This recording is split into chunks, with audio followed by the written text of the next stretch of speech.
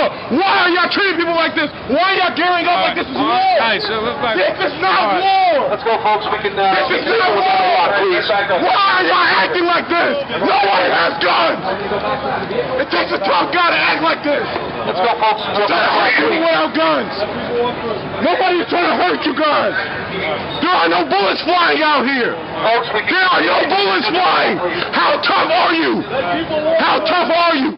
There's no honor in hurting unarmed civilians. Did you see something You get no tonight? respect. What did you see tonight that bothered you? I was here on October 5th. I saw them beating people, people that had nothing to do with anything, just grabbing people out the crowd. There's no honor in that. My mom, my father, everybody has served in Iraq, Afghanistan war. I did 14 months in Iraq. My father was in Afghanistan. My mother did a year in Iraq. We fought for this country. I don't come home.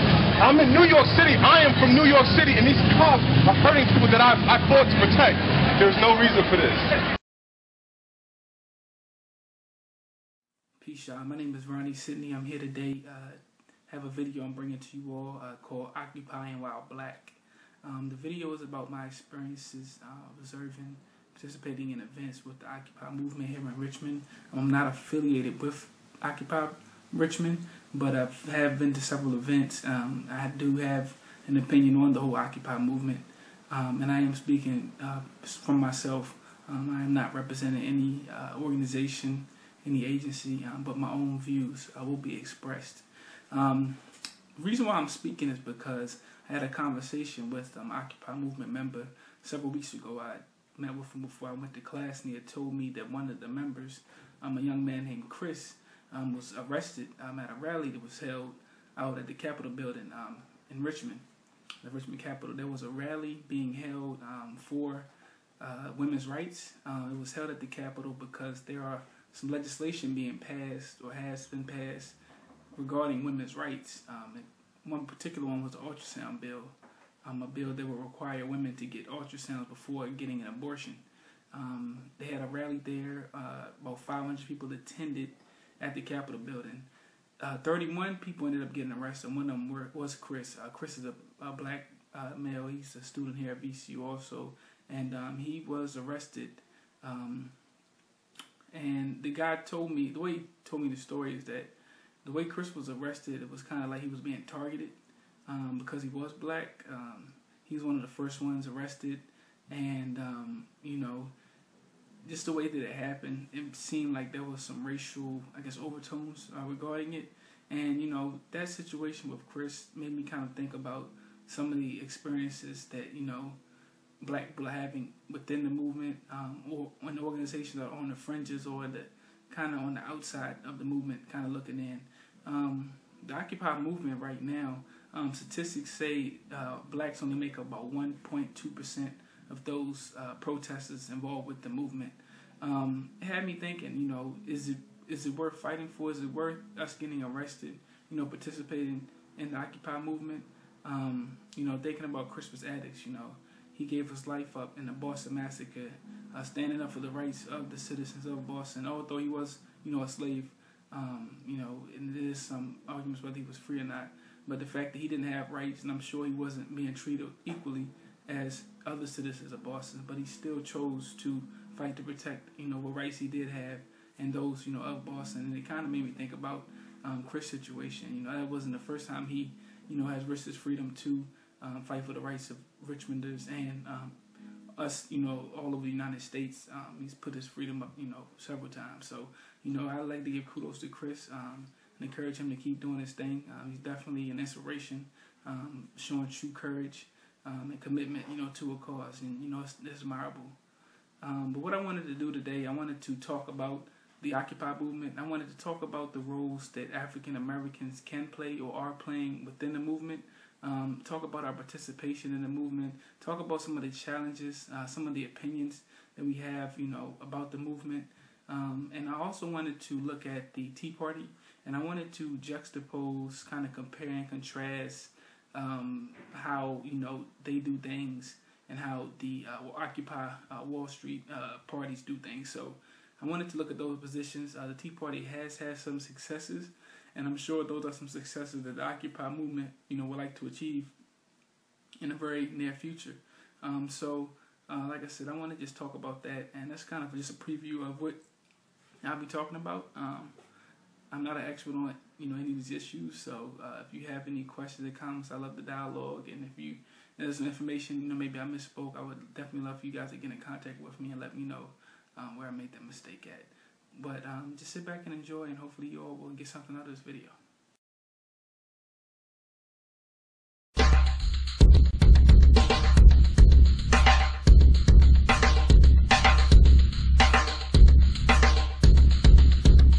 (1775). The American Revolutionary War began as the American colonies sought to detach from England and its oppressive monarchy. Though many reasons are cited for the revolution, one in particular sticks out as a prime cause: that King George III of England outlawed the interest-free independent currency the colonies were producing themselves, in turn forcing them to borrow money from the Central Bank of England, immediately creating economic hardship and despair. In the words of Peter Cooper, former vice president of the New York Board of Currency, after Franklin had explained to the British government as the real cause of prosperity, they immediately passed laws forbidding the payment of taxes in that money. This produced such great inconvenience and misery to the people that it was the principal cause of the Revolution. In 1783, America won its independence from England. However, its battle against the central bank concept and the corrupt, power-hungry mentality associated with it had just begun. So what is a central bank? A central bank is an institution that issues and regulates the currency of an entire nation. Based on historical precedent, the typical powers inherent in central banking practice include the control of interest rates and the expansion and contraction of the money supply itself. Now, the central bank does not simply issue money to the government, it loans it to them with interest. Then, through the mechanisms of increasing and decreasing the supply of money, the central bank essentially regulates the value of the currency issued. It is critical to understand that the entire structure of this system can only produce one thing in the long run: debt. It doesn't take a lot of ingenuity to figure this scam out, for nearly every single dollar produced by both the central bank and its regulated commercial banks is loaned at interest. That means every dollar produced is actually the dollar plus a certain percentage of debt based on that dollar. And since the banking system has the monopoly of the production of the currency, and they loan each dollar out with an immediate debt attached to it, where does the money to pay for the debt come from? It can only come from the banks again, which means the banking system has to perpetually increase its money supply to temporarily cover the outstanding debt created, which in turn, since that new money is loaned out at interest as well, creates even more debt. The end result of this system is essentially slavery, for it is technically impossible for a government, and thus the public, to ever come out of the self-generating debt. One thing that I did learn that as far as about occupation is that it's very similar to the sit-ins that were held during the Civil Rights era. The idea of occupation is of civil disobedience. It's a way of achieving change. They also, typically in occupation movements, they typically try to find a place that's symbolic, just like Wall Street is symbolic, other financial crisis. And, they will, occupy that in order to gain some attention, bring some attention to the situation, as a way to, I guess, get people to kind of wake up. Get them more interested in it, to try to seek some type of change. And Occupy Wall Street does want some change in Wall Street. And a little bit about Occupy Wall Street. The movement was started in September. It was started by a group out of Canada called Adbusters. The movement started in Wall Street, but is now spread to over 100 cities, 1,500 cities worldwide. The group Adbusters, they were very much influenced by the protests that were held out in Egypt, the Arab Spring revolutions that were going on, particularly the ones that were in Tahrir Square, where the Egyptians, started out numbers 50,000, and it swelled to about 300,000 protesters that occupied Tahrir Square until President Mubarak stepped down from office. That was a very bright moment, in the history of the world. Everyone's attention was focused on Egypt. It was a non-violent revolution. There wasn't, much bloodshed, unlike there is in Syria, where people continue being killed, daily by, the Assad regime. But this revolution, the bloodshed wasn't, to that effect, to that level. And the people, wanted change. They demanded change, and they gave up, jobs, family time, to sit out in Tahrir Square, and force the government, to do something. That's people using their power to achieve change, and you have to respect that. One thing that they did in the Arab Revolution, and that they're doing with the Occupy movement, is utilizing social media like Twitter and Facebook and YouTube in order to get the message across. And I think that's very important. Is that this generation has a lot of access to technology, and we definitely need to use it as a tool to preach change, to make changes, to let people know about information, about events, about different rallies, different ways they can achieve change in their community. So it's definitely something that is to be noted by different agencies. The slogan the Occupy Wall Street has had is "We are the 99%," and it's addressing the income inequality in this country, and it's kind of positioned in the 99% against the 1%, which are the people who control most of the economic resources, the physical resources in this country and throughout the world. The Occupy movement, as far as its structure, I'm using this based off of Occupy Richmond too, is that it's a non-hierarchical structure. It's a structure that's leaderless. It's one where the people are able to voice their concerns, are able to amend, they constantly amend the bylaws, and able to get things heard and done in a more efficient, organized manner. I have attended some General Assemblies, and it's a very neat thing to see. And I encourage you all to go to a General Assembly and just to see how the workings of the organization is. Also, as far as there's consensus within the movement, as far as some members, as far as things that they want, there's so many different groups that comprise the Occupy movement. There's the GBL, the gay, lesbian, bisexual community. There's anarchists. There are liberals, Democrats, Latinos. So many different groups under that umbrella.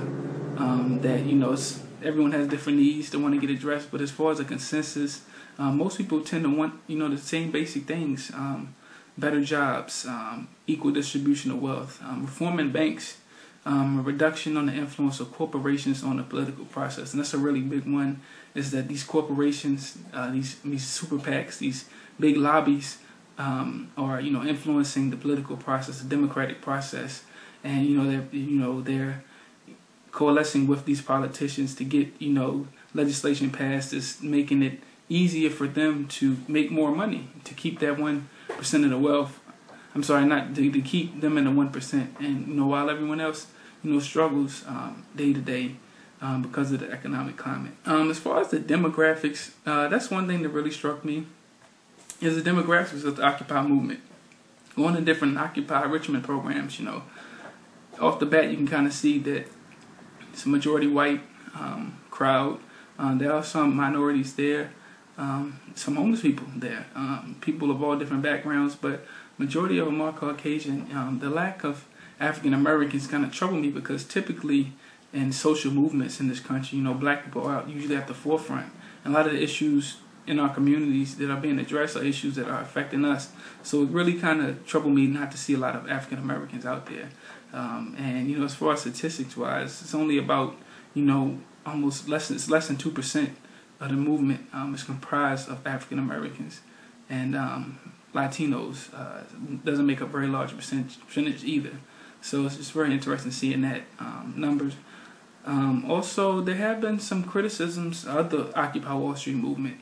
There's been some criticism about the sanitation, and that's even coming from homeless people who live, out in those parks that they're occupying.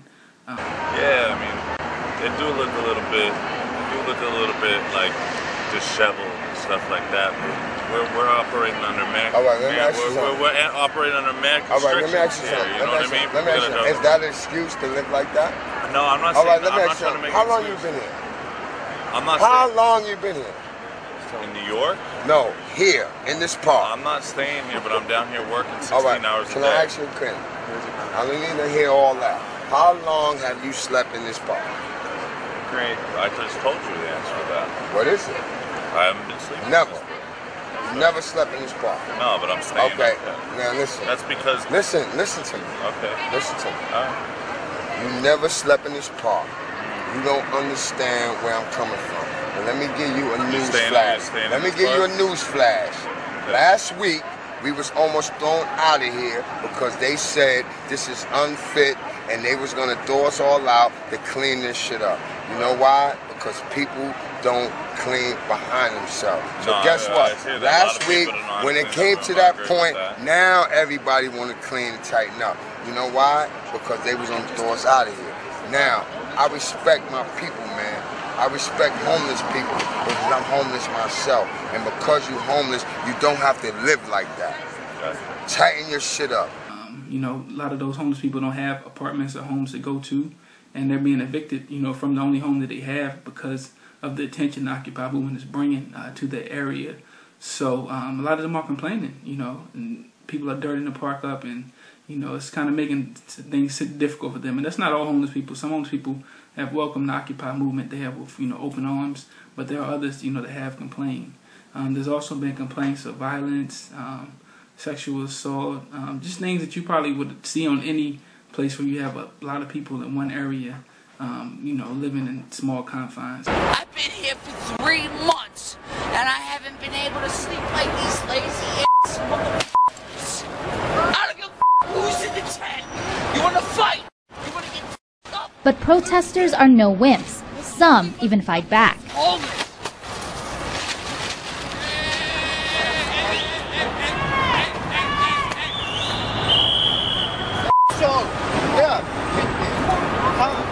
The homeless man was quickly escorted out of the park. He's mentally ill.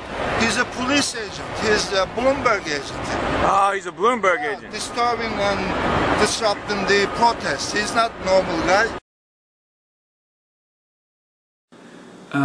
Probably one of the highlights of my year was actually stumbling upon the Occupy Richmond site down at Kanawha Plaza, downtown Richmond. The site was very intriguing. There were lots of tents out there, lots of signs, lots of activity. There was lots of life out there.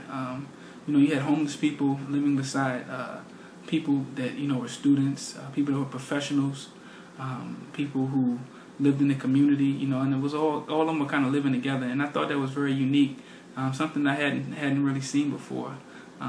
And the site that they had out there, they had it for 2 weeks. People were occupying that Kanawha Plaza site.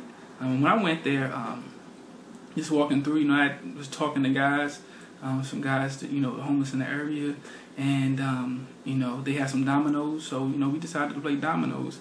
You know, the humility of those people out there was unbelievable.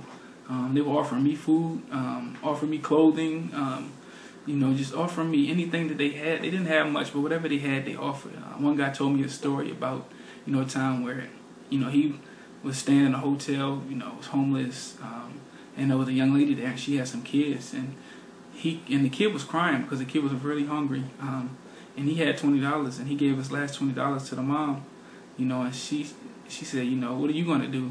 What are you going to eat? He said, you know, I'll eat grub worms if I have to. He said, you know, because I'm a survivor. He said it hurt him to see that kid, you know, being hungry and not, you know, having the food it needed, you know.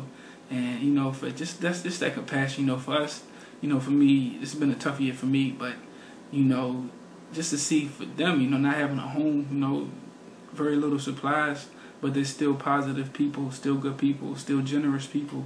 It really just, you know, just really opened me up to a lot of different things. Like I said, you know, I played, you know, dominoes with them, really enjoyed myself. You know, I really got a different perspective, you know, got to know them. And it was really, very enlightening to me to have that experience. Breaking news, they've been camped out across the country, including right here in Richmond. But the Occupy Wall Street protest right here in Richmond came to a grinding halt overnight around 1 o'clock this morning as police broke up the site at Kanawha Plaza. Our Shelby Brown is live there now with the very latest. Shelby.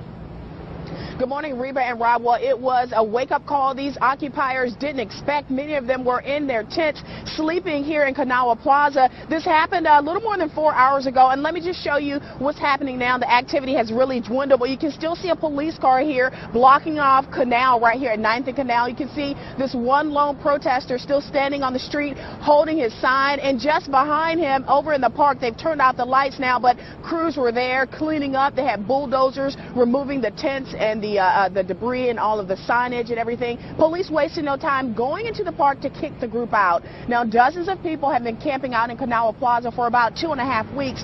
Well, of course, that came to an end at 1 o'clock this morning when police on horseback and police in cars rolled up, about 50 of them. They moved in on about 30 sleeping protesters. They used bullhorns to announce their arrival and to tell the crowd which law was being violated. The group got about 45 minutes or so to pack up their tents and their belongings and get out.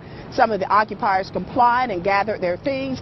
Others who did not move were arrested by police, and that was about a handful of protesters. Again, crews were in there with the bulldozers shortly after that, and cleanup crews putting all of the trash. It was interesting that, they did get evicted, although, they had porta potties. They were saying that, the trash picker was regular, so they were somewhat permitted to stay there, and Mayor Jones even seemed like he sympathized with them, but, he ended up eventually evicting them. And then what they did was that they had, it was a gentleman that worked for one of the local papers, Raymond Boone, and he had given them permission to stay on his property. And this property is right next door to Mayor Jones's property. So they occupied Richard Boone's property, and, within view of Mayor Jones, it kind of just let them know that, it's not that easy. We're not going anywhere. So that was a commendable move, I thought. One of the first programs I went to for the Occupy movement was the Why Occupy program that they had, and it was basically just an informal program that kind of just gave the students, the community, an idea what the Occupy movement was, what was some of the work they were doing, and they had several speakers there. One of the speakers that stood up was actually an Occupy movement member. He's an African-American man. He had actually got locked up that night. Not the night, he had got locked up during the raid, and, he was released.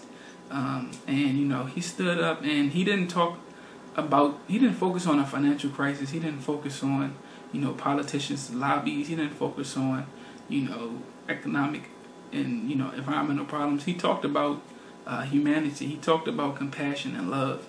And those two values, I never really, when I think about Occupy Wall Street, those are two things that I don't really think about, but it's two things that I definitely seen while I was out, at the site. And I felt like those are like precursors to solving any problems that we are going to solve, is that we have to have those two qualities, those two values present, because those are two things that we definitely need in order to make any type of, strides as people and as a country. There was also another lady there who stood up and spoke, and she had quoted, this is something I'll never forget, she says that master's tools will never dismantle the master's house. And she said it again, and it really stuck with me, because, when you think of the Occupy movement, you typically think of, white middle class, college kids, that, are looking for jobs, and they're, trying to, I guess, fight the government, fight, for economic opportunities that, black people have been, fighting for 400 years. And it's kind of like they're just experiencing it, and it's, a time where they're, it's just kind of encouraging them to advocate and to stand up, to that injustice. Occupying while black, the lack of it was visible at the meeting and at a General Assembly that I went to. I didn't mind that because I was just there to learn more and learn what I can from, the movement to use and apply within my own realm, within my own community. So I was with a gentleman, Brother Manifest. He's the founder of Happy Natural Day. And me and him were just dialoguing, just having conversations about, the lack of black and Latinos there from the city of Richmond. A lot of the students were college students, some transient, some, probably wouldn't come back. Some were graduating, some were at different colleges in the city. We were thinking about what's going to happen when summer comes and most of the students go back home. What's going to happen during spring break, or what's going to happen, after graduation. And, I'm starting to see some students, take less of an active role in the Occupy movement. Once, graduation hits and, they graduating or whatever, it may be, you start to see the commitment kind of waning first from certain people. So, we just wondering, what was the commitment to the community? Because the blacks and Latinos in Richmond, Virginia are the ones that are suffering, are being hit the hardest by the economic times. They are the most disadvantaged. They are the ones that, are the ones that, are having high incarceration rates, high poverty rates, dropping out of high school. It's pretty much dealing with all of the problems that this movement is addressing. So we felt like they needed to be brought to the table. They needed to have a voice, and they needed to be represented by themselves. Another thing that the Occupy movement in Richmond has been doing is going to General Assembly meetings. This has been a very interesting fall. There have been several bills that have been either signed into law or sitting on the table dealing with women's rights. Particular ones are the HPV bill, the vaginal ultrasound bill before abortions, and also the HB 836 bill, which I covered for one of my papers for class, and that was the anti-shackling bill.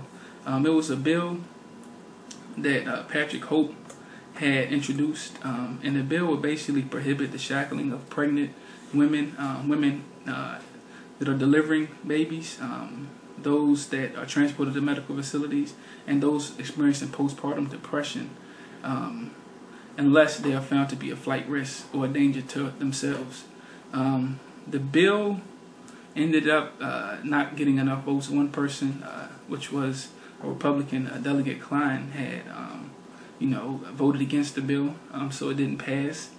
But there were the love, and they had the room for. There were lots of people that came and supported the bill. Lots of women groups, lots of individuals that stood up and spoke on behalf of the bill to support it. Delegate Hope, and they just stood up and just said, "This is a barbaric act." Of shackling women. They couldn't believe this was occurring here in 2012 in the United States, and I couldn't believe it either.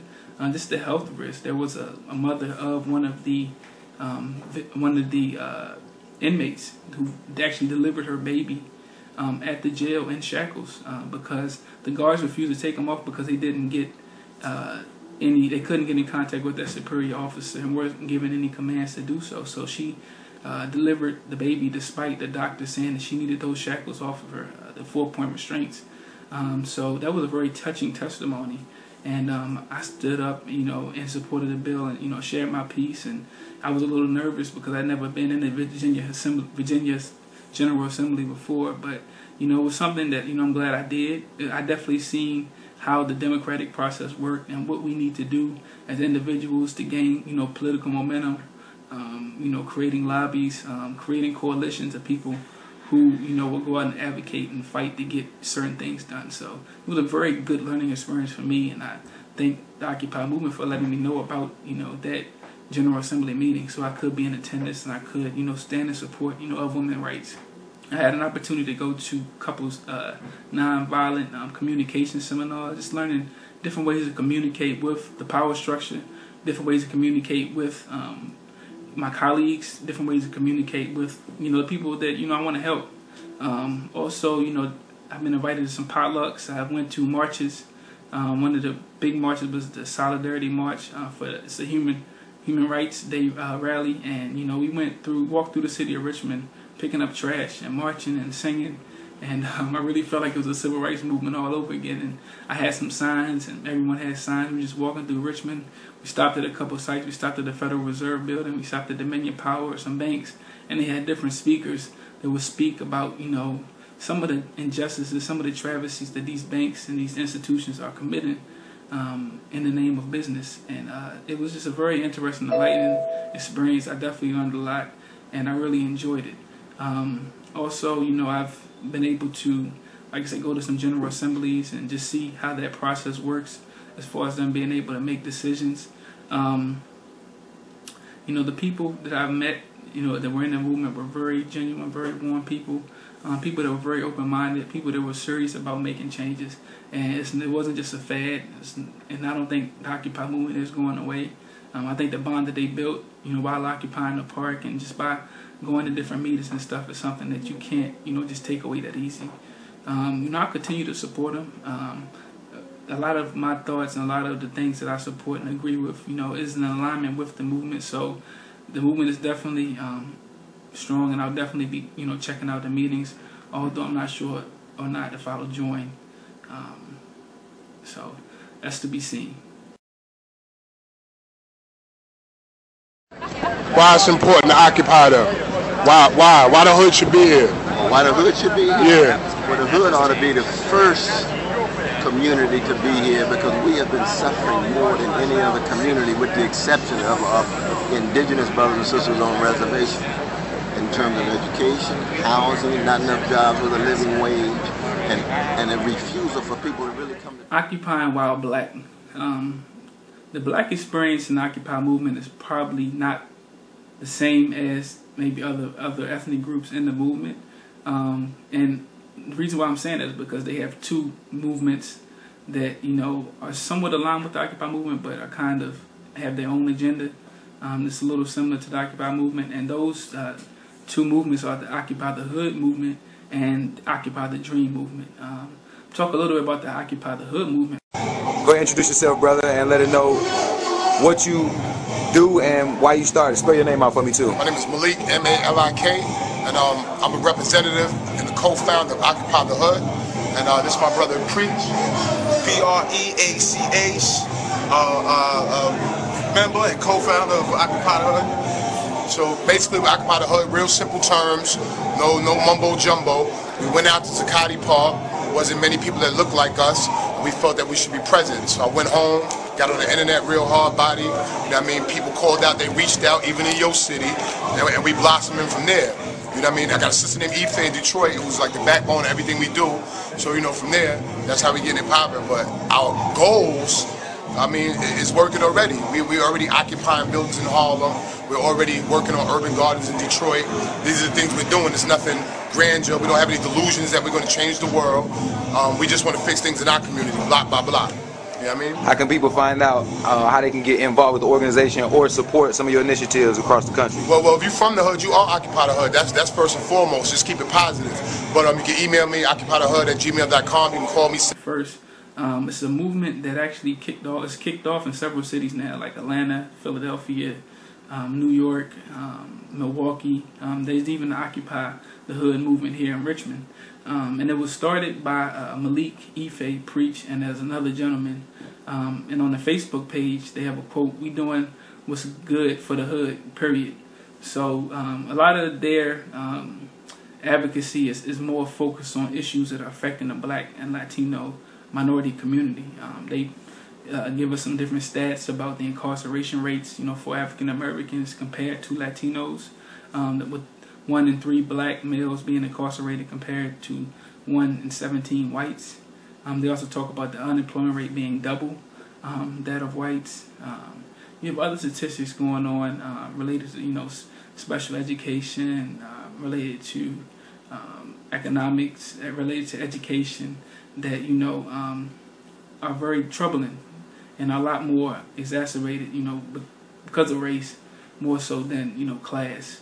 Also, they tend to, like I said, focus on issues of minority communities, such as mass incarceration, unemployment, like I said earlier, homelessness, healthcare disparities, poverty, food security, community development, police brutality, racial profiling, which we've seen with the Trayvon Martin situation, youth programs, reparations, something that, you know, I don't know if the Occupy movement is discussing. Schools, the prison pipeline. You know, we have a lot of failing schools, and most of them are full of minorities. Racism, civic engagement, and supremacy and white privilege. And that's another issue that, you know, is kind of specific to the Occupy the Hood movement. A lot of these conversations, you know, that we have in our circles seem to be still in our circles. It still seems like race is still a difficult issue to kind of talk about on a national scale and a scale amongst people of different or diverse backgrounds. So again, this movement, a lot of this stuff is kind of still being, I guess, held within the movement. And the movement is predominantly black, and it comes from out of the civil rights and the Black Power movement. The ideology is Afrocentric, nationalist, black nationalist, Pan-Africanist, more of a liberation theology. And these are theologies that are universal. These are theologies that are not just American, but they are theologies that are practiced by blacks all over the world. These ideologies have been practiced by Marcus Garvey, Huey Newton, several others, Elijah Muhammad, Malcolm X. So these are nothing new to America. It's just a movement that, you know, that is catching steam, and, you know, it's kind of aligned with ideas that a lot of black leaders have had, you know, before. And it's a shame that these issues still haven't been addressed. And a lot of these leaders, you know, have been dead, you know, for 30, 40, some 50 years. You know, we're still talking about, you know, some of these issues. The Occupy the Hood movement also is online. They also have Twitter pages. They have Facebook pages. They have their own website. So I encourage you to view it just to get more information about them. Because if your opinions or your needs aren't met by the Occupy movement, Wall Street movement, then, you know, maybe you want to seek the Occupy the Hood movement. They also acknowledge the genocides that have occurred in America with the Native Americans, the transatlantic slave trade, colonialism, some of the different things that blacks in America, Latinos, Native Americans have experienced. And it's kind of something that, you know, that we can relate to, is the oppression, the white oppression, the oppression of, you know, men, women, and children, historically and now. Neocolonialism is still a problem. Racism is still a problem in America. So, you know, they are still addressing issues that haven't been addressed or haven't been resolved.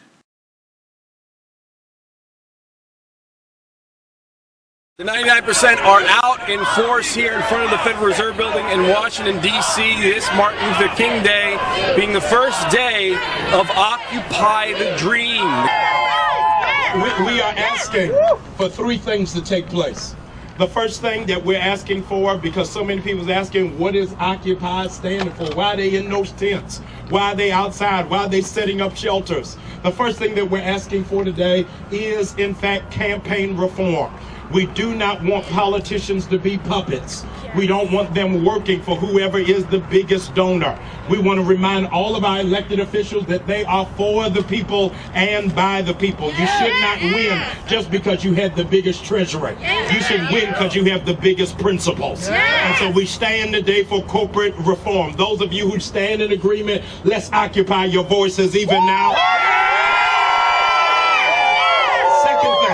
Second thing that we're asking for absolute security on Pell Grants so that all of our young people might be able to compete on a global stage with affordable education. It is horrific. It is a miscarriage of justice that there is, in fact, more student loan debt than there is credit card debt. That there are more people trying to pay off their degrees than trying to pay off flat screen TVs. And so it is incredible injustice that these young people have trained themselves, educated themselves, cannot have the opportunity to learn, to prosper, and to go forward. We want every child in America not to be left behind, but to be able to compete in computers, in science, in math, in reading, and on a global stage. So we're not just here for ourselves, but we're here for our children. If we stand for our children, would you make some noise for that, please?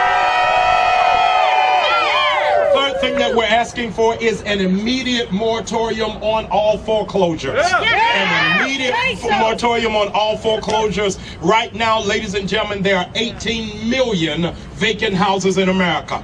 18 million vacant houses in America that 36 months ago were occupied. that is absolutely inhumane and insane.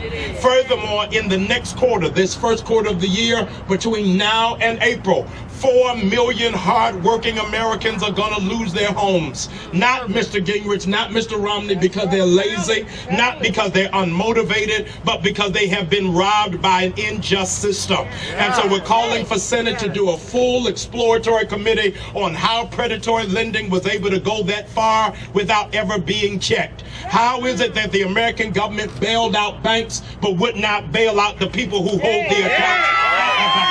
We, in fact, ask that there will, in fact, be no foreclosures until there is a clear understanding how these balloon mortgages were, in fact, enacted, how these people got caught in predatory lending, how they, in fact, gave homes to people who they knew did not qualify and then set them out on the street as if they were ravaged animals. Today, we stand outside of the Federal Reserve Bank. Why? Because it was this institution that gave the money to AIG.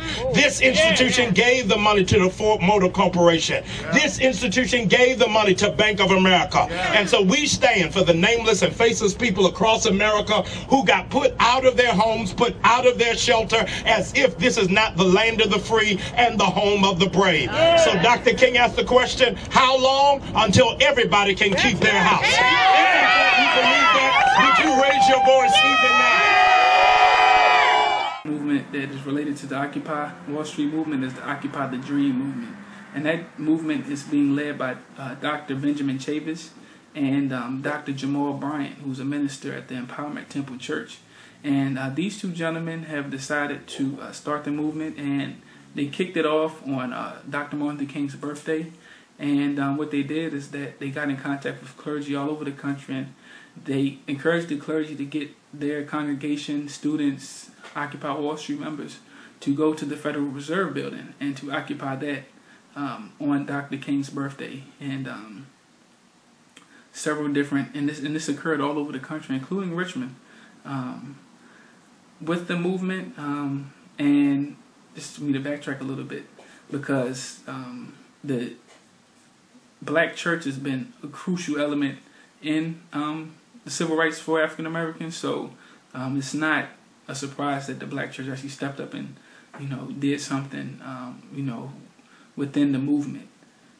The black tradition and structure in this country tends to be one of central leadership, one of a charismatic, iconic figure, one that kind of contrasts with the Occupy Wall Street movement, which is more of a leaderless, non-hierarchical form of organization.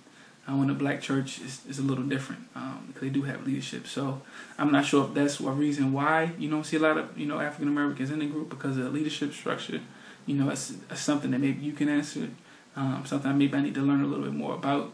But as far as the movement itself, it's kind of based in the tradition of Dr. Martin Luther King Jr.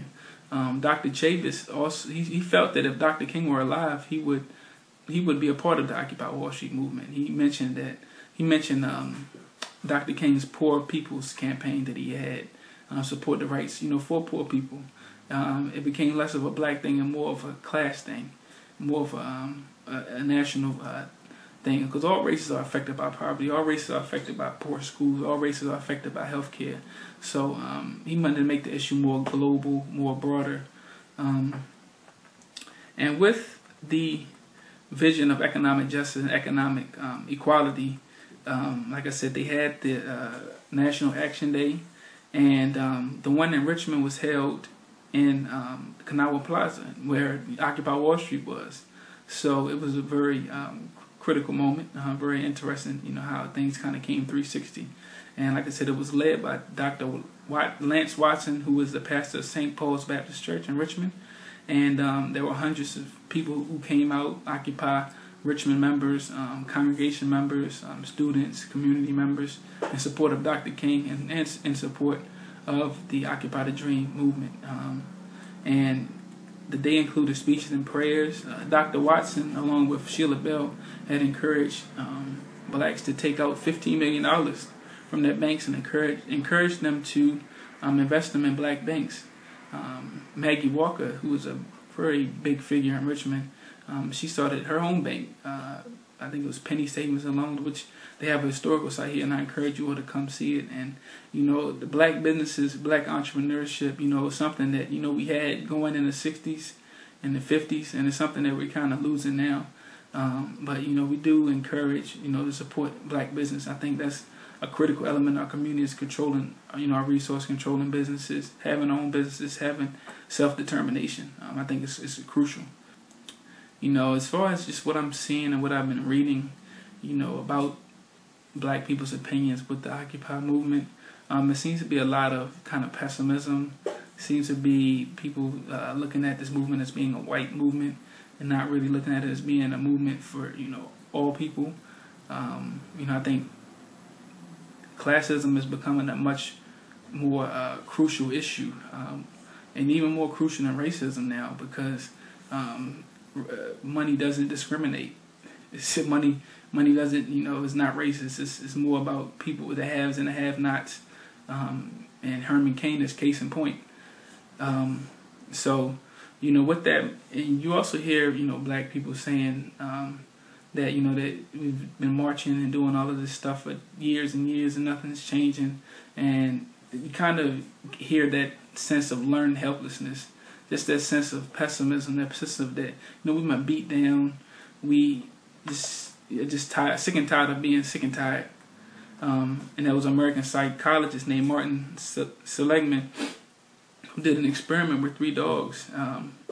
And, you know, the third dog in the group was a dog that was receiving electrical shocks, and the dog couldn't stop the electrical shocks. The first dog was tied to a harness and eventually let go. And the second dog, he was being electrically shocked, but he had the opportunity to use a lever to control the shocks. The dog that couldn't control the shocks, he became depressed. And what ended up happening is that he had a sense of learned helplessness.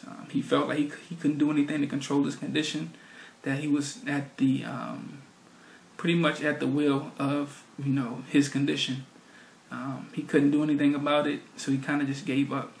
And I kind of feel like now, you know, even though, you know, we have been marching, this has Martin Luther King's dream is still not realized by a lot of people in our community, that we can't give up. And within that experiment, they did it on 150 dogs. 2/3 of those dogs, you know, developed learned helplessness. 1/3 of those dogs learned how to adapt, became resilient, and were able to thrive despite their circumstance. And we have to be those dogs that, not comparing us to animals, but we have to be the ones that, you know, are resilient. We have to, you know, our circumstances, we can't allow them to dictate, you know, how we behave, dictate, you know, whether or not, you know, we'll be able to function, or whether or not we'll be able to thrive and, you know, make ends meet. Because we're missing a great opportunity with the Occupy movement and other movements going on right now, because the climate is kind of ripe with revolution, ripe with change, ripe with people who want to make changes in their lives and in the community. So I think it's really important that we also look at the Tea Party. Since Occupy Wall Street became popular, you have seen several commentators on Fox News. You've seen several commentators all over TV kind of talking about, you know, and criticizing the Occupy Wall Street movement.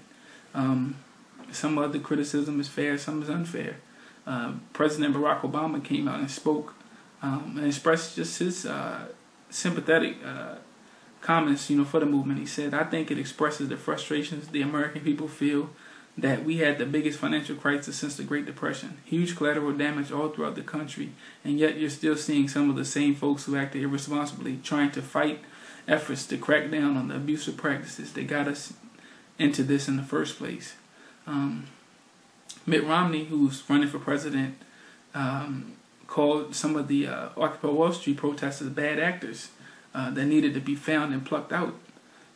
He also had the opinion that some of the protests were dangerous and inciting class warfare.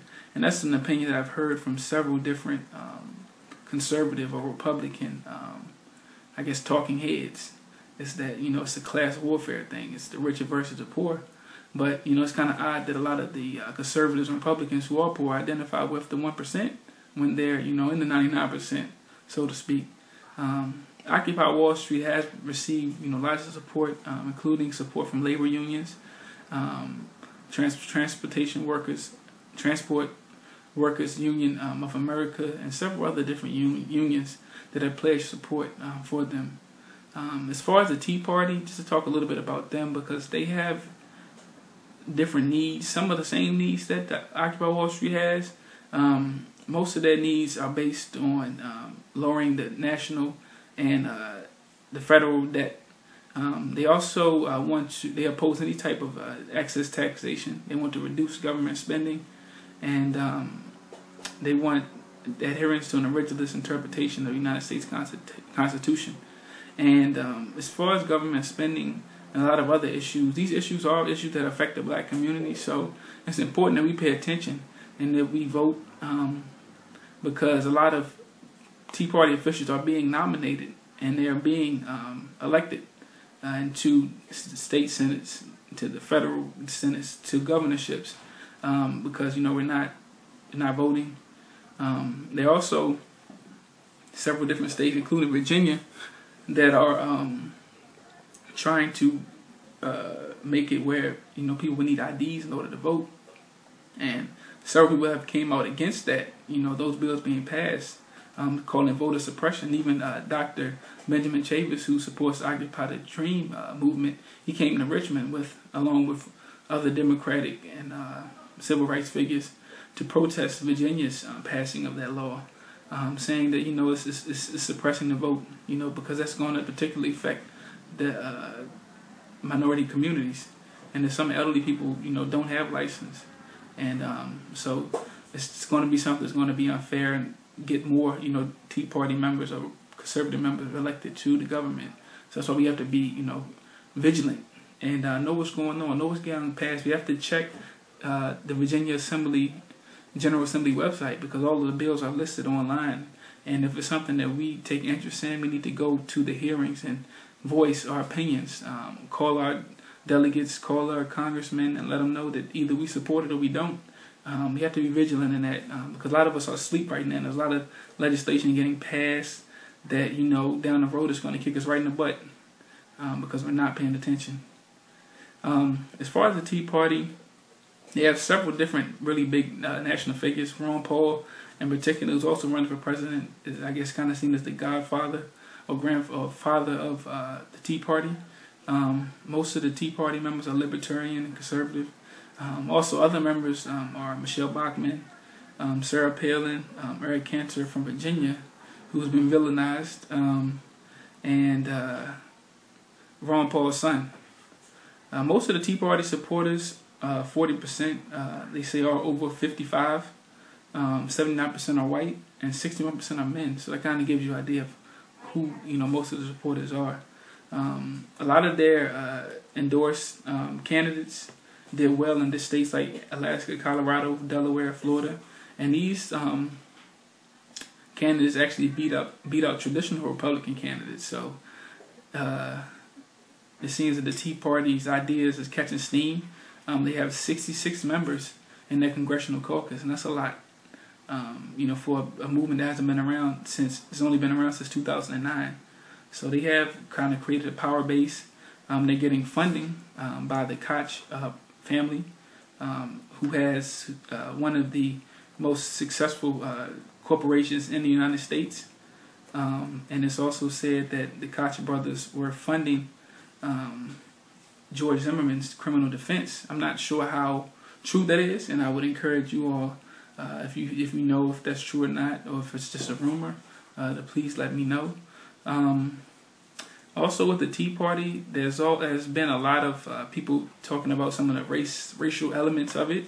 A lot of the rallies have had kind of a anti-black, anti-gay, kind of fervor. And there's some black conservatives that actually came out and spoke against some of the things that they've heard or they experienced at some of these rallies. A gentleman named Brandon Bryce, a primary black speaker at the Tax Day Tea Party rally, said it stayed away from the message of wasteful spending in Washington not listening to his constituents, and it's become more of this rally of hate. Gene Howard Hill of the National Republican African American Caucus said, "Any movement which cannot openly denounce racism, calling it out as wrong, troubles me. To attack President Obama on his policy is one thing, but to do so on his race or some historical pretext of socialism is another." Many Tea Party supporters say that the Tea Party is quote, not no neo-Klansmen or knuckle-dragging hillbillies, but is one of mainstream, I guess, minds, and that the left or that liberals are kind of painting them out as that. So you kind of had this mud being thrown on both sides, both accusing each other of being, kind of on the extreme. One extreme situation happened in Lynchburg, Virginia, and it involved the Tea Party out in Virginia putting the name of Tom Perriello, or his address out online, but the address was actually that of his brothers.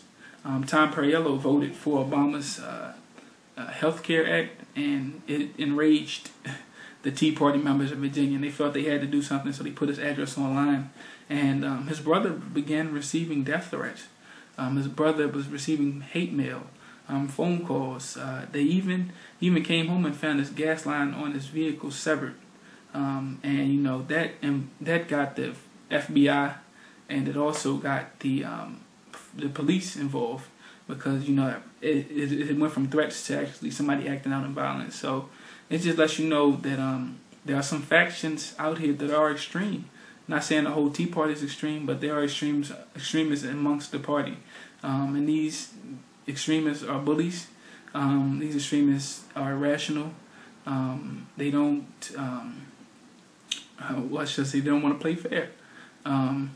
And what's going on is that it's making it difficult for anything to get passed in Congress, because some Tea Party members refuse to compromise. So you had the budget problem earlier this year. You've had Tea Party members saying that they want to get rid of the education, the National Education Organization. So, the Department of Education. And you just have some of this rhetoric going out that's very inflammatory and somewhat irrational. But the thing about it is that, like I said, they are extreme elements. You also have those that are in the middle, that are moderate. And you kind of have, what I thought was very interesting and very neat that happened here in Richmond is that Tea Party members actually met up with some Occupy Richmond members, and they had a dialogue, something that we're missing, something that they can't do in Congress, because you have all of this corporate funding. You have people scared to make votes because they don't want to piss their constituency off, because they'll lose their votes, they'll lose their seat in the House. And you have Republicans afraid to speak out against the Tea Party because they don't want to get replaced, and they know how much power they wield right now. So you have people that are afraid to make decisions based off of their political affiliation. But these people that met in Richmond put their political affiliations aside and sat down and had a good old-fashioned dialogue. It was orchestrated by Tom Robinson, who is a member of the Tea Party, the Peninsula Patriots Tea Party chapter in Matthew, and he felt it was a good idea just to meet up with the Occupy movement. He said he had talked with some Occupy members just individually, and he just wanted to kind of get an idea of where they stand, what are some of their opinions, and what just some similarities or differences that the two have. Surprisingly, they had a lot more similarities than they had differences. Some things that they agreed on was that both groups agreed that power needs to reside with the people. I think we all feel like that. They also feel that the common citizen is no longer represented by his elected official, that holding political office tends to corrupt even well-attended people, that political parties are taking advantage of voters by seeking to polarize issues that really are of minimal consequence. Both protest government corruption. Although they agreed on a lot of things, there are some things that they fundamentally disagree with.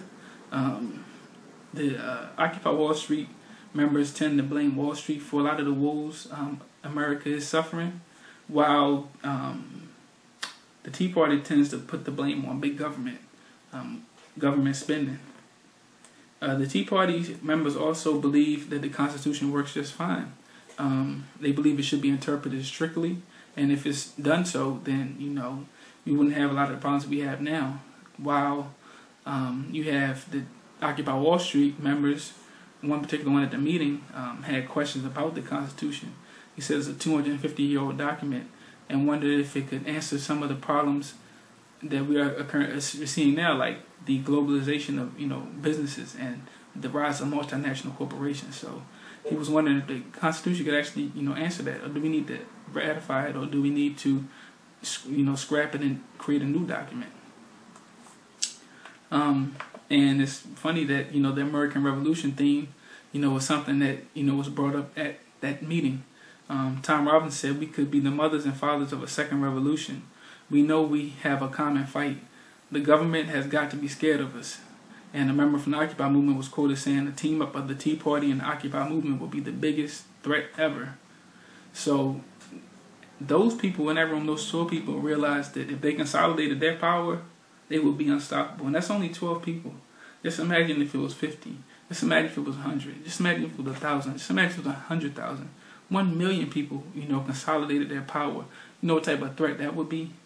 And that's something that we just need to think about, and we need to kind of wrap our head around, because right now we're not being a threat to the politicians because our needs aren't being met. In fact, a lot of the legislation that's being passed is anti, what we want to happen. So that's already showing you that the politicians aren't pandering to us.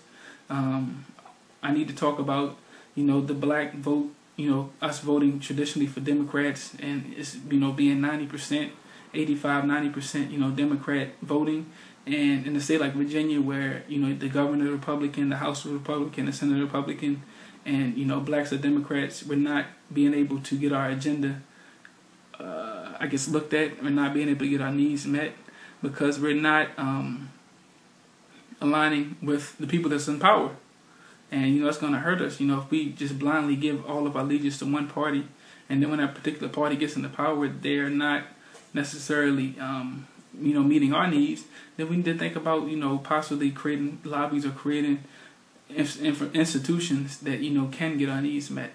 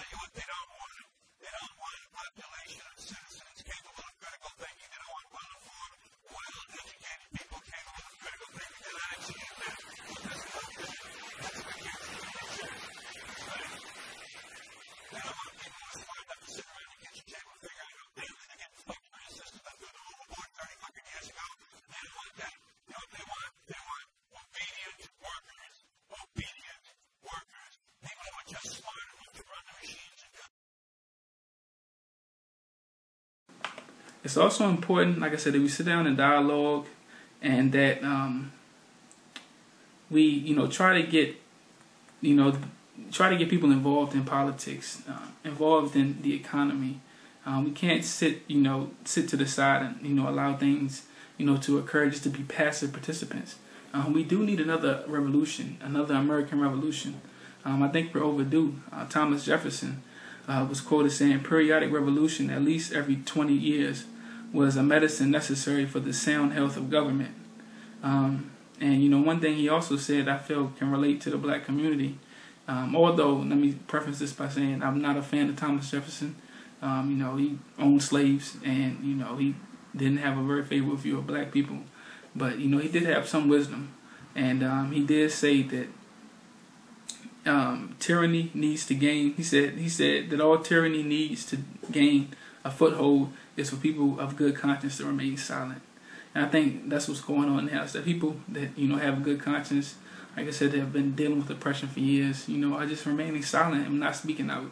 And, you know, just can you imagine having a coalition of 1 million people that are in solidarity with each other, fighting for the same issues, that seeking justice on the same issues?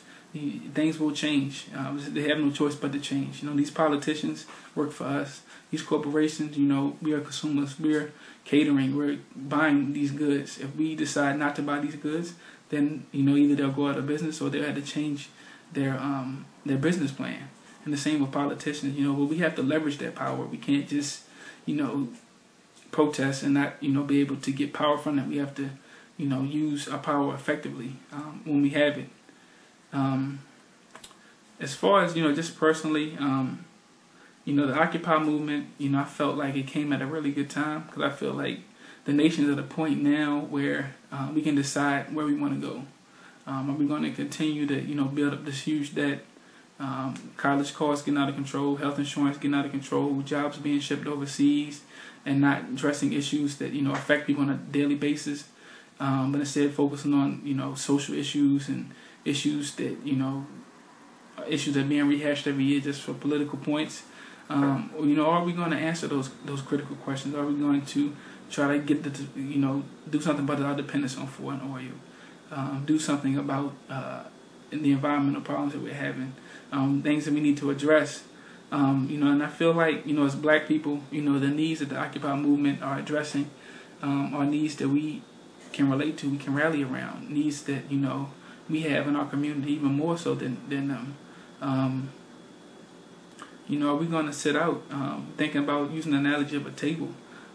At the table right now, you have the Tea Party, you have Occupy Wall Street, you have the Democratic Party, you have the Republican Party, you have the Green Party. You know, are we going to be at the table? You know, are we just going to be like Mammy? Are we going to be the maids just bringing the food to the table and we're going to go off back in the kitchen and hide? Or are we going to actually come to the table with an agenda, with ideas, with power, with things that we can do to make this country great? Because, you know, this feeling like a secondhand citizen is getting old. You know, it's time for us to leverage our power and to make strides. It's 2012. I'm not getting any younger, and I definitely see a lot of things going on that, you know, is pushing, you know, race relations back, pushing us back economically, pushing us back in so many different ways. And, you know, I definitely see opportunities for us to change that, to change the course. As far as things that we can do, I just, you know, kind of made a list of things that I feel like I may have addressed them earlier, but, you know, I feel like I need to talk about them again, reiterate them. One is that, you know, we need to organize. You know, we need to meet regularly. We need to create groups, whether it can be peer groups, study groups, action groups, groups where, you know, we can kind of pool our ideas and pool our intelligence and pool our money to actually make strides. And maybe they could turn into a lobby. You know, they can articulate those needs to politicians, to business leaders, to people that, you know, have power and that are able to, you know, give us some of the resources that we need to meet the needs of our community. Also,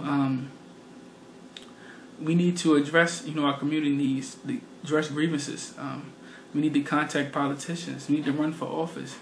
We need to get rid of politicians that aren't doing their job. We need to support progressive politicians who are in line with our values. We need to boycott greedy businesses. We don't need to support them if they're going to take advantage of our business and not have our best interests at heart. We need to form coalitions. There's several people in our community that are doing the same work that we're doing, but we don't know that. We're not networking because they may be white, or they may, you know, be gay, or they may be this or that. And because of one thing, you know, we're not working with them. But you know, if there's a group with the same goal, you don't have to necessarily agree with everything they believe in, but a coalition is the people who want to get, who have similar ideas and want to get those goals met. Not necessarily mean they agree with everything that the group is about. Also, we need to dialogue with different individuals. Sometimes it's good to just bounce ideas off of people. It's good to, you know, dialogue with people that disagree with you, because you'll be able to have, you know, ways to rebut, you know, them if you see someone like that in the future. So it's really good to know both sides of the argument, to be aware and to be informed. Also educating ourselves about economics, educating ourselves about politics. And if we do have the education, we need to teach classes, because there's several people in our community that don't have those resources and don't have the education. We need to go back and give to our community. Mentoring, volunteering, you know, those are some things that we can do to help give back to our community. A lot of times we have communities, we get successful, we leave the community, never come back and give anything back to the community to help raise us and put us in the position that we're at. We need to change that trend. We need to come back and give to the community. We need to also have some economic discipline. Spending frivolously, you know, accruing a lot of debt, not saving, you know, problems that, you know, we're suffering from. Also, we need to help the less fortunate. You know, keep our communities clean, recycle, take care of our families, which is very important. You know, if you want to change the world, you can change it. Your family you can change it within your family, change it within your loved ones. Also, teach nonviolent and communication workshops to our young men, because one of the, you know, the rising cause of death in the black community is gun violence. A lot of our young men are being killed on the streets, you know, because they're involved with the illegal drug game, or other different crimes, you know, where they're getting, you know, killed. So, you know, we need to teach workshops. I mean, poverty is more than likely not going anywhere, but the way that we treat each other, that's something that we can change. Also, tutor, like I said, tutor, mentor. We need to address injustice on any level, whether that's a school board, whether that's politics, whether it's at your job, anywhere. We need to address it. Preach tolerance and love. We need to travel, see different things, get different experiences, because a lot of times people all over the world have the same experiences we're having. And that's why I think makes the Occupy Wall Street movement unique, because they were inspired by something that happened in Egypt. And, you know, some people in Canada came to America and actually kind of began Occupy Wall Street movement. So it just shows you the globalization, you know, of things, and how technology is kind of keeping us all, you know, it's making the world much smaller and much more, making it much easier to navigate. Also holding our public officials accountable. We need to value ourselves, others, and our communities. And I thank you guys for watching my video, and much respect to the Occupy Wall Street, Occupy Richmond, Occupy the Hood, and Occupy, you know, the Dream movements. And, you know, keep doing your work, keep advocating, keep fighting. And, you know, I definitely encourage you guys to check those different groups out. And even the Tea Party, if there's something you're interested in, if your values fit around that, you know, by all means, you know, find it. You know, I'm all about, you know, liberation. I'm all about people accruing knowledge and, you know, making the change they need to make to put themselves in the position they need to be.